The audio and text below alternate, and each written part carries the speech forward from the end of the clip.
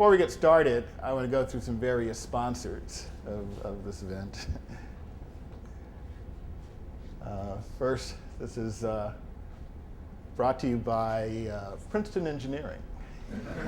Okay. So as Vince would tell you, we're using scientific knowledge to help society. And another sponsor, it's a new group I'm a part of, along with Ronnie Sircar, Renee Carmona, and Brigitte Rudolph. It's our new research training group and a picture of our new building. This doesn't exist yet. It's getting there, though. So if you're wondering what's going to be growing up across from the engineering library, it'll end up looking like this. And so that'll be a new home for Department of Operations Research and Financial Engineering. And our new NSF-funded research training group is in stochastic analysis and applications. Another sponsor who helped out. It's the MIRTH, or the Mid-Infrared Technology for Health and the Environment. And Claire Gamakel is the leader for that. And finally, the Program for Diversity and Graduate Recruitment. It's part of the Department of Molecular Biology at Princeton University, and Allison is there. There she is. Okay. And I'm sorry, I didn't hear you doing. Okay, another Ally. Okay. And so they have, they're the ones you should thank for helping to subsidize the food. And the other entities help subsidize the video recording and the posters for this event. And also Wesley L. Harris Scientific Society. So that's the final group. And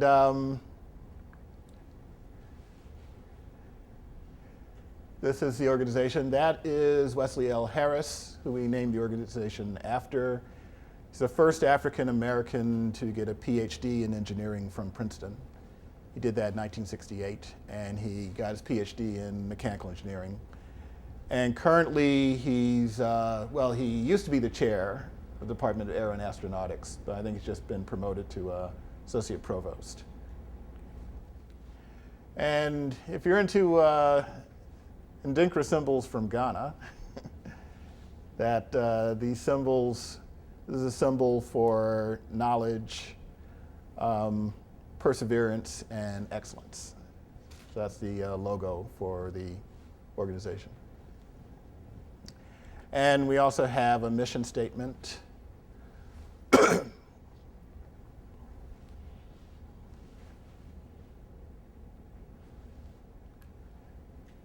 One is just to increase the number of underrepresented minority researchers in engineering, the sciences, and mathematics.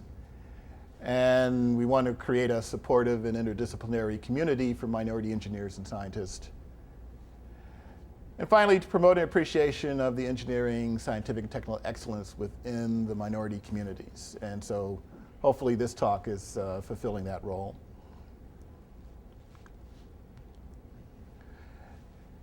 Just to start off, because sometimes I find people get a little jaded by Black History Month. There's always same set of talks, and reason I wanted to give this presentation to have something different. There's always a talk about the civil rights movement. There's always a talk about George Washington Carver, and why not have something a little different?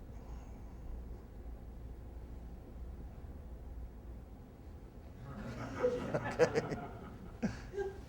So to set the stage for what we're going to talk about, we just kind of go back through memory lane of the all the various logos of the phone company. So when I was first introduced to AT&T, this was the logo I knew. Because I went there when I first interviewed for Bell Labs Fellowship Program in 1977. Now, at the time, that was the entire Bell phone system, and Western Electric was a subsidiary of the phone system. And out of Western Electric, that was the equipment company, and out of that grew Bell Laboratories. Now, as times change, you had divestiture and what we used to call trivestiture. There's breakups. So AT&T sort of broke off from the Bell system just to concentrate on phone services, and Western Electric became a separate company called Lucent Technologies. And it keeps changing because AT&T uppercase became AT&T lowercase, because it was acquired by SBR or SBC. And then Lucent Technologies got acquired by Alcatel, so it's now Alcatel-Lucent. Okay. But so I'm talking about the time period, that I was involved over really like 30 years. And here's one of the first people I met. I came to interview, and this was Jim West, who members of NSBE just met him on Saturday because he came up to give a talk for the NSBE Zone Conference. And he's inventor of the modern day microphone, and he has over 200 patents and is a member of the Inventors Hall of Fame. And on top of all of his technical accomplishments, he also initiated with a lot of the black scientists at that time, a lot of the Bell Labs programs for minorities and women.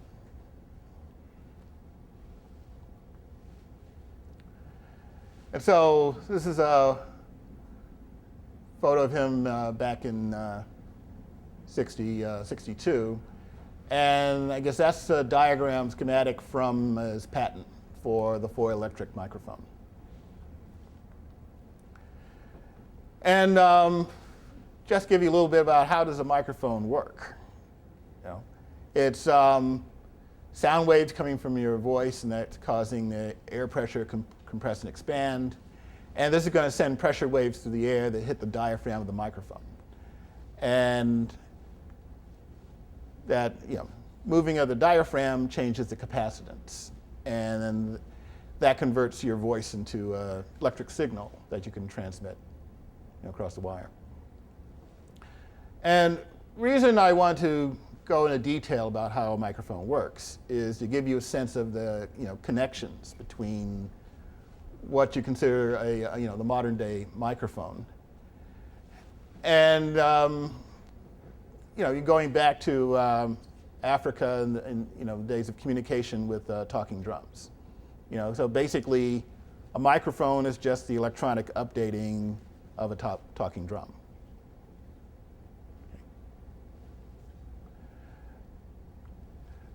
Now, with Jim West, the story keeps going on because since last year, when I gave the talk, he had just won the awarded National Medal of Technology. And actually, this is sort of a coincidence. His daughter picked his tie, and it just happened to be the same as George Bush's. Okay. So it was very impressive, just starting off, after I finished my bachelor's degree here at Princeton, and then meeting somebody who was just, here's a black scientist who had really distinguished himself in terms of, his technical work, but also he was, laying the foundation to mentor. He basically mentored, he and other people, a whole generation of new black scientists.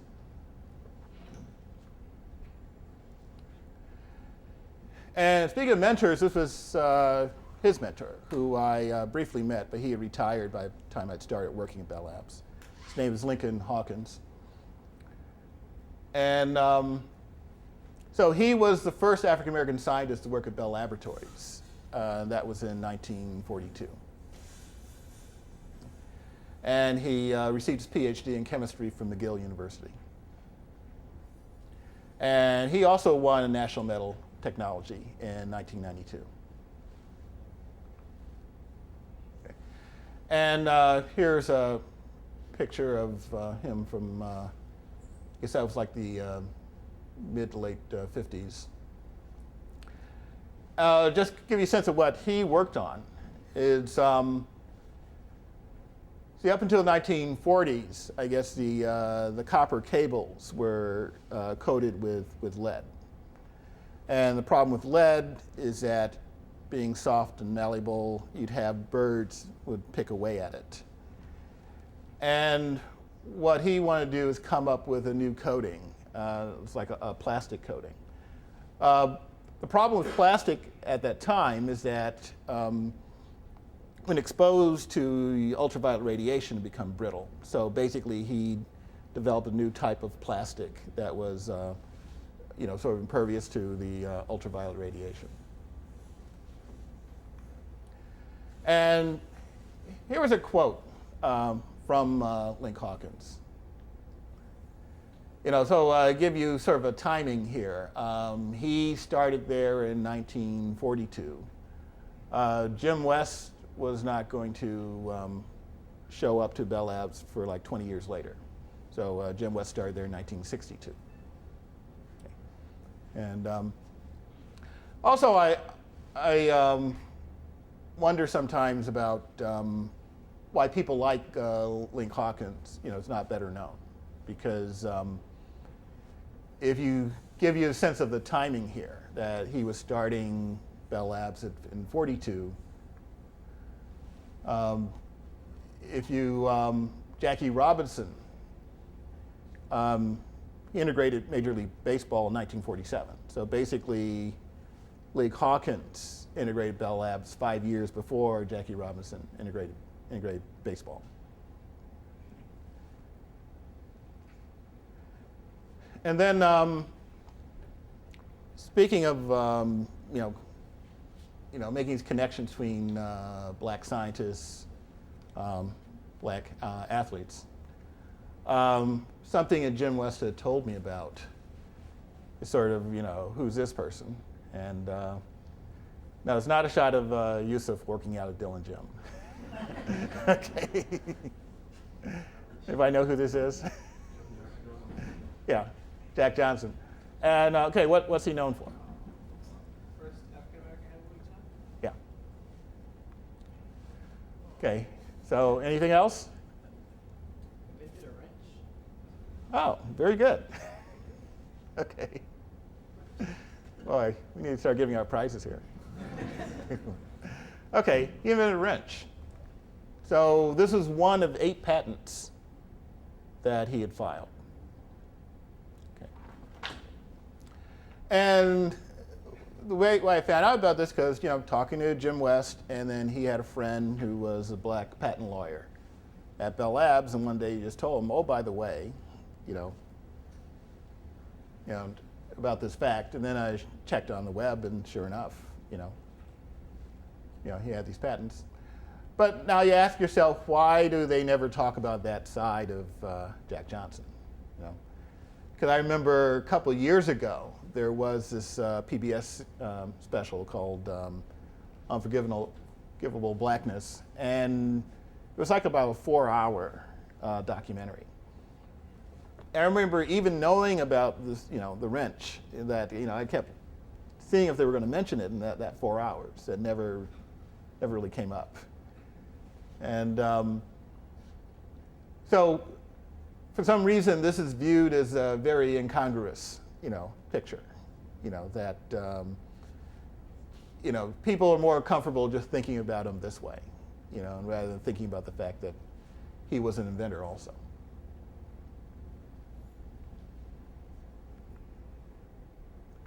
So let's move on. Let's talk about another person I met at Bell Laboratories. It was Shirley Jackson. At the time, she was a physics researcher at Bell Laboratories. Now also, she was, and just give you a sense of the well, it's like meeting people there. That I remember in the 80s, there was a summer, she had a protege, her name was Cynthia McIntyre, who would work, visit. She was working on her PhD at MIT and working there for the summer. And so there was Shirley, there was Cynthia, and years later it just dawned on me that, okay, Shirley was the first African-American woman to ever get a PhD from physics at MIT. And Cynthia was the second African-American woman to ever get a PhD in physics from MIT. But you don't really think about that at the time, in terms of, and these are just, Bell Labs, these are just sort of the people you're just running into.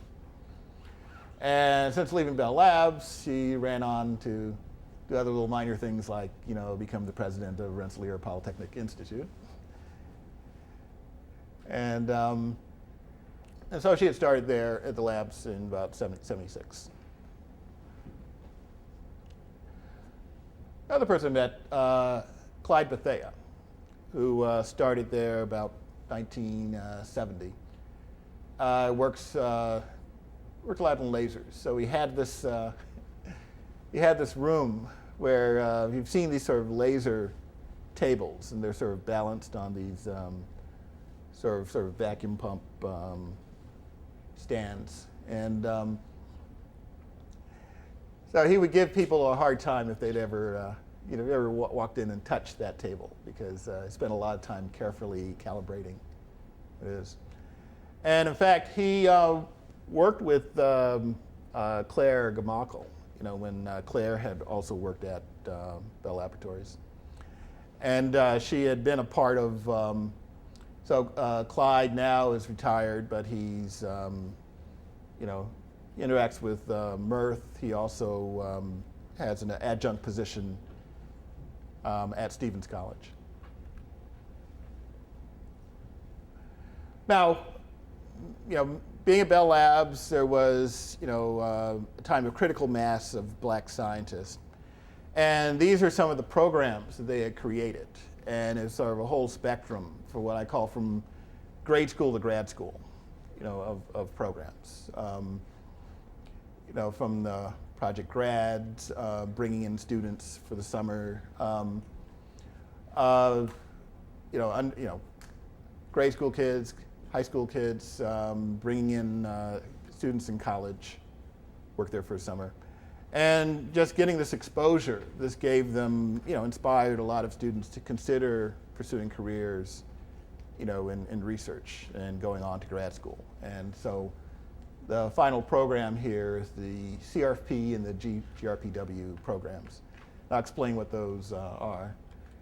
That CRFP stood for the Cooperative Research Fellowship Program, and that was started by Bell Labs in 1972 for minority students. And then GRPW, Graduate Research Program for Women, and that was started at Bell Labs in 1974. In fact, Jennifer Rexford is a graduate of that program. In fact, show you all these Bell Labs connections. That I first met Jennifer, she spent a summer working in our department, and she was working on a project with Bob Vanderby. And now with these programs, this is an old photo from like 2001, and this map is just deliberately crowded, just to show you a sense of the impact of the program. This was just the impact of the program 7 years ago, because every name you see there is a graduate of the CRFP or the GRPW program that were academic professors at these schools. And like I said, it's an old list because I'm me and Jennifer are not on that list yet, and so I'm sure that number has grown, since those times. And this is a way of just giving you a sense of the impact of the program. Now, I want to tell you about some of the people I knew in the program. Like Mark received a fellowship by same year. We both went to Stanford, and I was pursuing my PhD in mathematics, and he was pursuing his PhD in the more lucrative department of electrical engineering. And he was working on a graphics chip, and his advisor said, you know, we could probably start a company with that. And so they launched Silicon Graphics. And so at the time, the height of Silicon Graphics, it's sort of responsible for the special effects you saw in movies like Terminator 2, Jurassic Park. And another person in electrical engineering, Sandra Johnson. And so she got her PhD in electrical engineering from Rice, and she worked at IBM. And at one point, she was one of the designers for IBM's Deep Blue chess program. Okay. So kept seeing various people from the program, you know, going off and making you know, an impact in science and technology. Another was, well, when I met her, she was first Miriam Massenberg, and then now she's Miriam Graddick-Weir. And back in the 70's, that's when Bell Labs also had social science departments. So she had gotten her PhD in psychology. And she had become executive vice president, human resources at AT&T. I think she's since moved on to Comcast, because she was a part of the uppercase AT&T before it became the lowercase AT&T. Okay. And then Randall Pinkett, who you may have seen a couple years ago when he won, he was one of the first black winners of The Apprentice. And he was a Rhodes Scholar, and he got his PhD from the MIT Media Lab. You know, he's an undergraduate at Rutgers in the Department of Electrical Engineering. And at the time, he became president of the National Society of Black Engineers. But now, 10 years earlier to this, you would have seen him on the cover of our brochure for the Bell Labs Fellowship Program. And so these are sort of people who were kind of coming through and just working at Bell Labs for the summer. And let me mention first graduate CRFP program. It was Sidney Harris. And one of the reasons I want to mention him, because he got his PhD in operations research, from Cornell. And then he was a former dean of College of Business Administration at Georgia State University. And Gary May, he's currently the chair of the Department of Electrical Engineering at Georgia Tech. And he's also a former president of the National Society of Black Engineers. So, we had a lot of, NSBE presidents, being involved in the Bell Labs Fellowship Program. And here's Sasina Hali. And she has a PhD from MIT.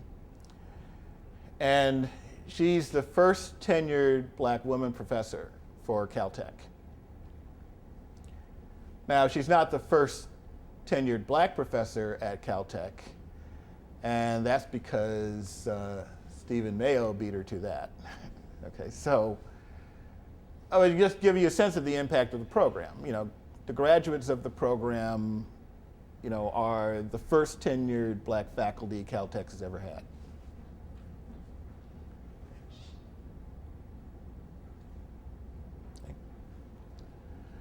And so I start with operations research. Let me end with operations research. Okay, Mark Lewis.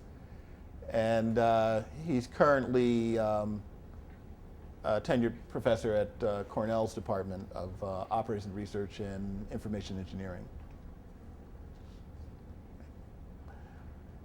Now, one thing I want to mention is related to a conference that was held at Princeton last spring. In fact, this was something that Vince had wanted to make happen. It was really the first of its kind for a majority institution, bringing together of, Black Princeton alumni in science and technology. Okay. And, so for all the Wesley Harris members, since you're up on Indincra symbols, so this is just a transliteration of the title. So that's like leadership, change. Since that represents knowledge, let that stand for science. And this stands for skill and precision. Okay, so for technology. Okay. Now, one of the panels at this conference was on Black Princeton alums who had passed through Bell Laboratories. And this was just a number of people at the conference who had worked there in, either some capacity. Some people might have worked there full time. I think Miriam Rogers-Croak, she currently works there at AT&T right now. But then people like Darryl Merlette, he just worked there for a summer when he was in high school. And so it's a wide range of experiences. So it's just giving you a sense of the impact the Bell Labs program had on Black alumni from Princeton. Okay. And I'll just mention some of the more detail. This is James Hunt, who got his bachelor's degree in electrical engineering from here in Princeton back in '73. And he's since retired, but he had worked up to being the vice president at Lucent Technologies. And Lance Collins, who is currently the chair of at the Mechanical Engineering Department at Cornell University. And he got his bachelor's degree here in chemical engineering. And there's Ralph Aldridge, got his PhD here in mechanical engineering. And remember when we were talking about Wes Harris being the first African American to get a PhD in mechanical engineering from Princeton? Well, Ralph was the second, get a PhD in that department. There's Arlie Petters, who was visiting professor at our department, Orphe, last fall. And he's right now at Duke, and he was like first African American to be a full professor in both math and physics at Duke University. In fact, the first woman to be a full professor in math and physics at Duke was Andrea Bertozzi, who was a graduate of the GRPW program. So yeah, Jay. Wasn't Professor Petters also recently knighted by Elizabeth? Yeah, good, right. Right. Yeah, this just takes a lot of work to just update these things because all these people are just doing so many new things. But you're right. Yeah, I'm glad you reminded me. And also, he's got this exciting paper he wrote where he's been worked with another physicist where they're making a prediction about some physical phenomenon, I guess with brain theory, BRANE, and they're doing a satellite experiment. It's going up the end of this year, and those theory they'll test his theory, and this could be his techniques he's developing may help determine the dimensionality of the universe.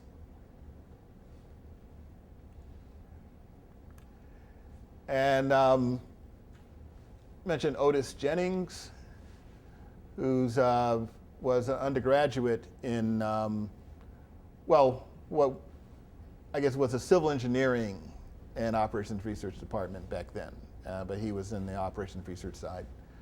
So now currently he's he's a professor at the Duke's Business School. And then you may remember Robert Hampshire, who's now assistant professor at Carnegie Mellon. And Now, remember to update this picture from last year, because since last year he graduated. So here's his graduation photo.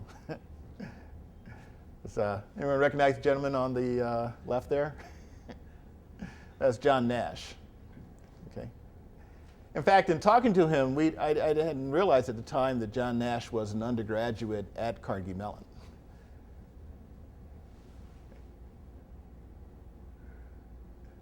Now, you probably noticed by now, there's a recurring theme of the last three people, which is that when I graduated from Stanford and started working at Bell Laboratories, I became a mentor in the Bell Labs, CRP program. And so this was like this is a copy of the first paper I ever published. That was working the first summer I worked at Bell Labs.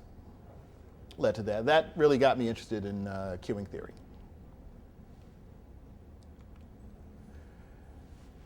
And here's a picture of the last three guys, because I had, over the years at Bell Labs, I had mentored all of them. And so, you could say that Robert was sort of a transitional person for me, because that was my last student I mentored in the CRP program, and the first student I advised at Princeton.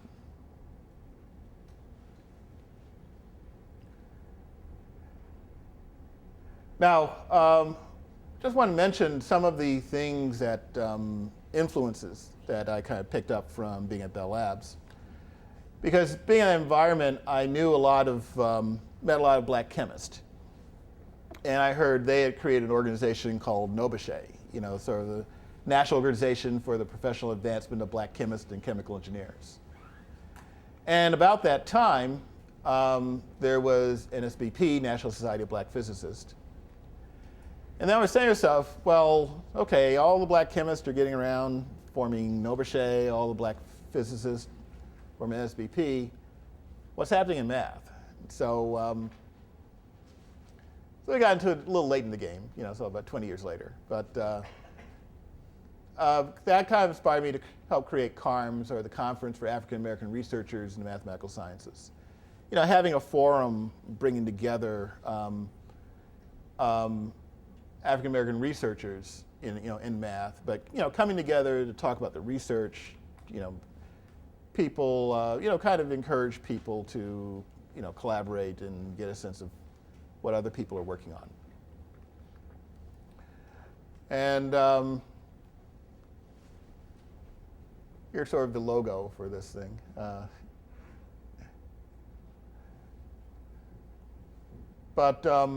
We've had many conferences, about 13 of them so far. And I'll just give you a picture of the one we had at Princeton. This is back in 2002. And in terms of people okay, there's Robert, there's Otis over there,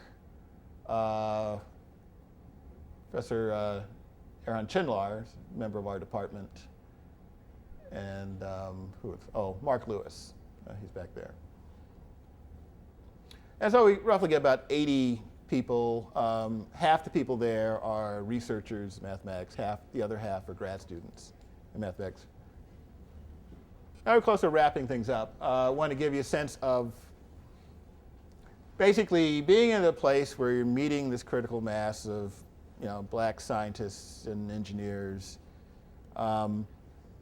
They're working, excelling in their own fields. They're trying to lay a foundation to bring in the next generation. So I was trying to think of, after being in that, getting a sense of what works. And what I noticed is the following, is that you got to start with the notion of what I call broad and deep science. Because I think the idea of culturally diversifying science can find common cause with creating interdisciplinary science. That creates a healthy atmosphere to try to get ideas from a wide range of people. And And this leads into a notion of what I liked, working there is what I call research-driven mentorship. That where you're, how you're getting people involved is just, basically when they show up saying, okay, this is what we're going to work on. We didn't like make up, toy problems for students. When they came in for the summers, we just had them, we just sent them straight to the front lines. We didn't tell them it was the front lines, but we just sent them there and had them work on projects. And I got a bad reputation for just sort of tricking people into working on cutting-edge problems, just not telling them. And then from that sort of research-driven mentorship, you're trying to create minority scientific communities. So the key concept here that this is plural, that is not, the best way to help an minority individual become a scientist is to shoot at creating a community of minority scientists. So they don't necessarily feel like they're the only one, and they can meet, other people who are doing, similar things.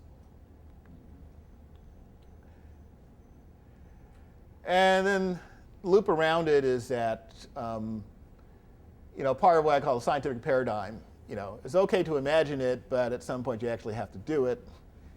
And then when you're doing it, you've got to make sure you're doing the right thing. And this kind of feeds back into developing, broad and deep science. Because what I always tell students is that, in terms of why pursue a career in science or research, why bring more minorities into this field? And I always say, well, what's valued in research? What's valued is doing new things. You don't get any credit for rediscovering old things. Okay. Now, what's the easiest way to do new things? And that is if you can see things differently from other people. And what's the easiest way to see things differently from other people? Well, if you come from a different cultural background than most other people, you can't help but see things differently. So, so diversifying technical fields is just a way of creating better science.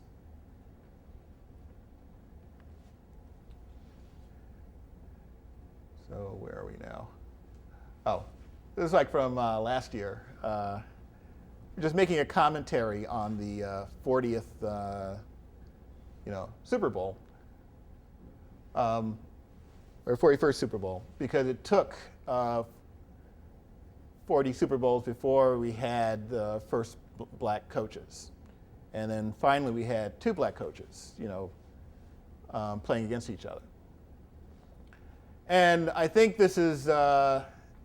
There's lessons can be learned here in other endeavors. Because what made this happen? Well, it was 2 things. Okay, affirmative action, how was that? There was something instituted called the Rooney Rule, where all NFL teams, if they had a opening for a new coach, were forced to not hire, but interview, a black candidate of the people they're interviewing. And that rule was only imposed 5 years earlier, before this time. So that's one thing. So part of it, making the change, you have to have institutional change. You can't pretend it's just going to happen by itself. I mean, because, this is a field where, there really is no shortage of black people who have the right skill set. Okay, but even there, it just didn't happen by itself. There had to be institutional change. But that's only one side of it. The other side is when Lovie Smith first started, he was mentored. And who mentored him? Well, it was Tony Dungy. Okay. So 2 things have to happen. So it's like, there has to be institutional change, but people have to mentor the next generation too. You can't, so you can't say just everybody mentor the next group and things will work out. There's got to be structural change. But also you just can't say, well, if there's structural change, then you don't have any responsibility for helping to bring things, bring change about. So it's, you have to do both.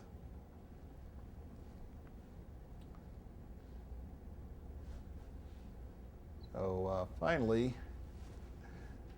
so as we wrap up, this is my little disclaimer of, see, I talked about a lot of people who had either worked at Bell Labs or who had Bell Labs fellowships or who interacted with the company. And, you can't get everybody in there. There are a lot of whole other host of people. We're talking about maybe over 150, 200 people we could talk about. So, so now I'll just end the way I began with another Boondocks cartoon.